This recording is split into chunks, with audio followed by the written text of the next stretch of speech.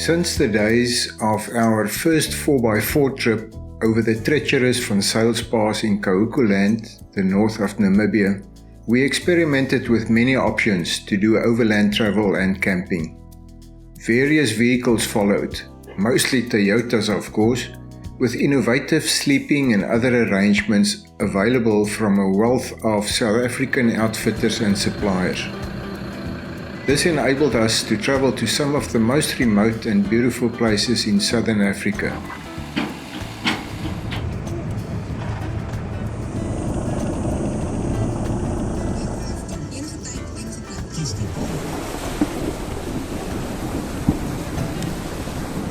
Often experiencing other strange and unexpected road users.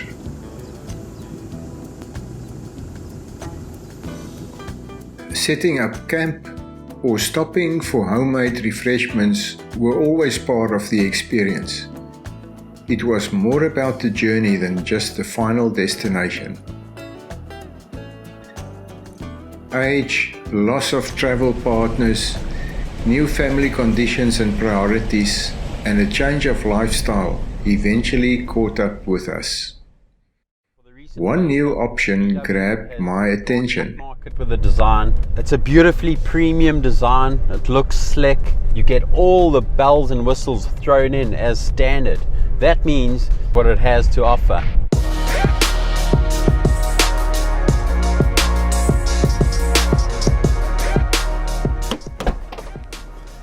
Check this thing out. Ha! Check this. Got a basin there. Got a stove top. You can cook breakfast here. Got a fridge in the back. Storage space in the back. And this is actually a bed. There you go. That's a bed. Geez, like, you can go anywhere in this thing, eh? Doing road trips in this is probably one of the best experiences ever.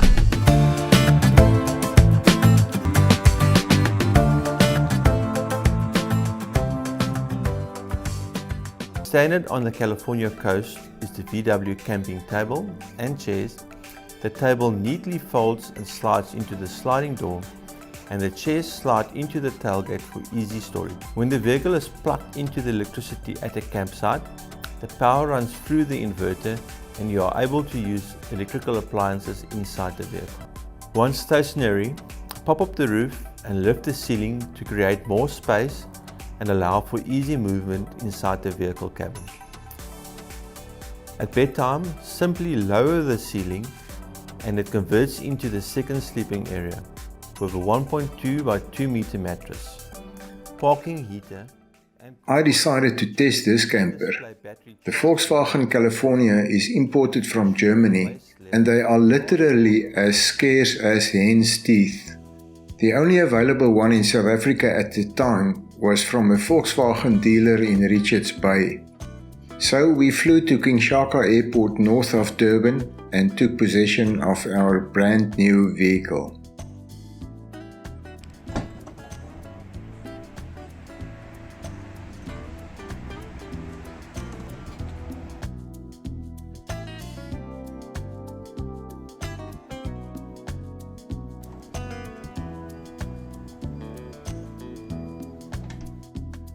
The first trip was driving it back to our home in Somerset West.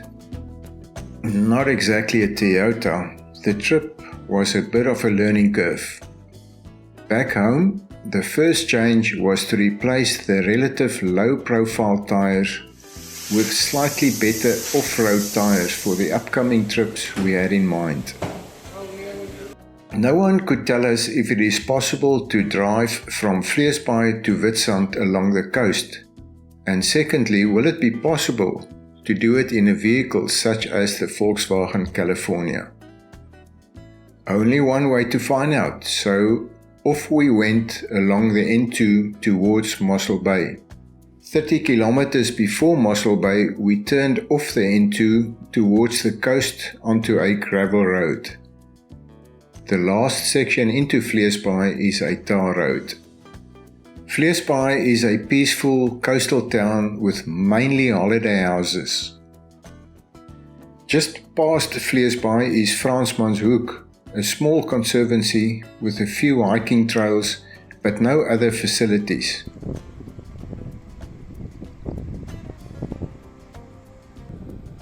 Here we could drive closer to stroll along the coast.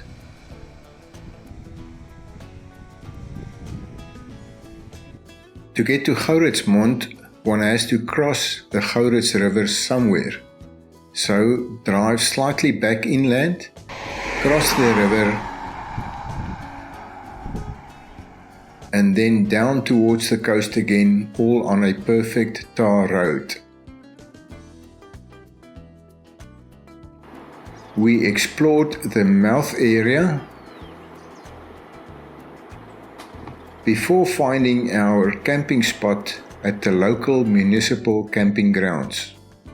This was our first night in the Volkswagen camper. We also had to start the fire a second time after an unexpected heavy downpour and thunder. We decided to enjoy breakfast with a view from our camper closer to the beach before the next leg of our journey. Just before the start of a gravel road, we came across the Gaurikwa Private Reserve.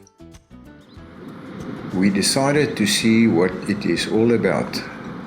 What a nice surprise. We'll definitely visit here again in future.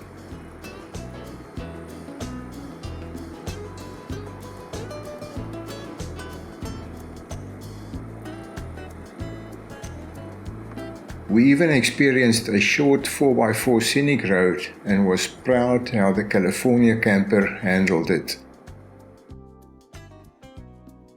The gravel road to Vleesbaai is corrugated, especially the last section just before the tarred entrance road.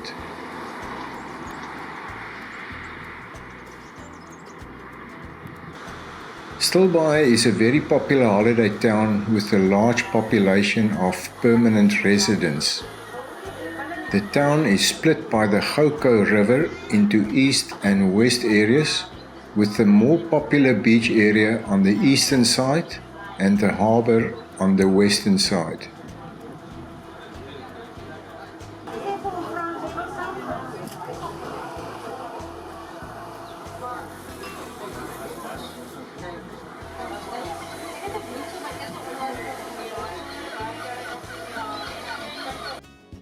Just a short drive further west is the holiday town of Johannesfontein. This was the outstanding location for us during this trip. Although out of season, the camping ground was nearly filled to capacity. Many of the campers are long stay campers who camp here for months.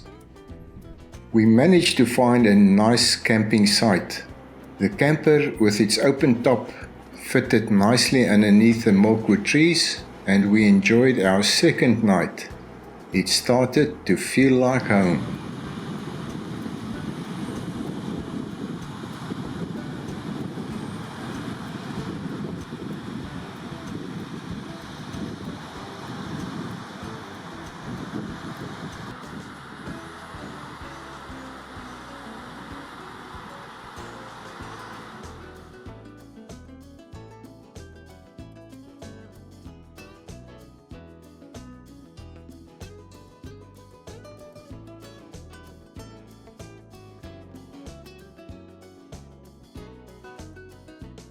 On the way to Witsand, we stopped near Pinky at the mouth of the Duivenhoeks River.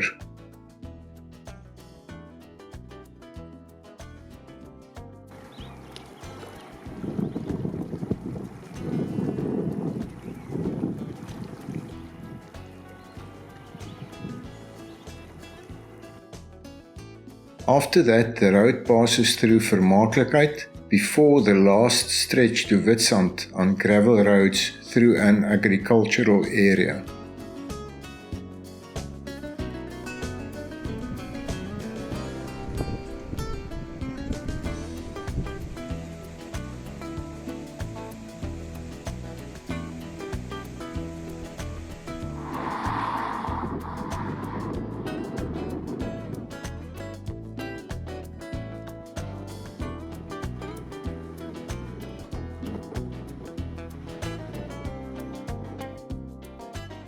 At Witsand, we opted for a so-called glamping experience. The promotional video we saw before the time was very enticing.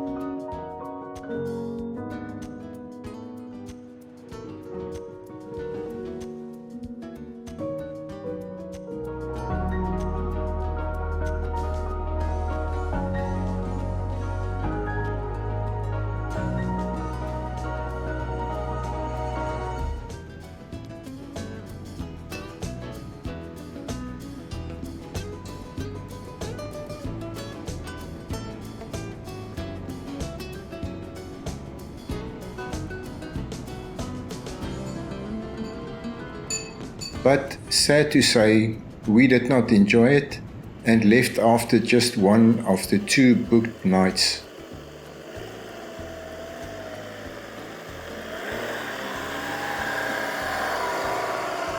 We did get answers to the 2 questions we had.